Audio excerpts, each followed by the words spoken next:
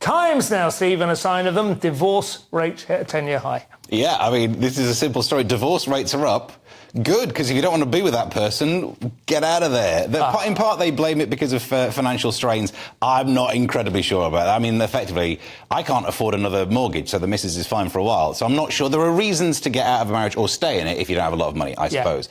It's also probably more linked to the fact that now the no-fault divorce laws have come through. People would have waited. So there'll be this extra bit. And the numbers aren't massive. They're about 120,000, but early 2000s, they were 170,000. So divorce is not high. It's actually swung in the last year or so from being a low to a high, and yet, as you say, the numbers aren't that much, so actually it moves within a fairly narrow band. And I think it was a low before because people were thinking, let's not do it now, so we have to come up with a fault, pretend fault. Let's wait until the laws have changed. You can't do it in lockdown, because you couldn't move house, you couldn't, you step outside, you get arrested, thrown back through the window.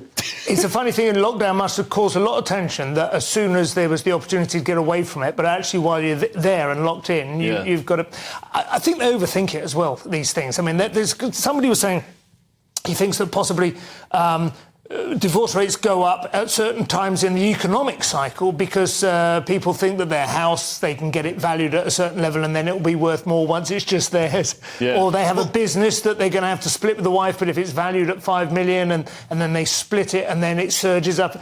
I'm like, do people really think in those terms about when to get divorced? If you want to get divorced, you get divorced. Don't you? If that were true, Martin Lewis should be giving us that advice.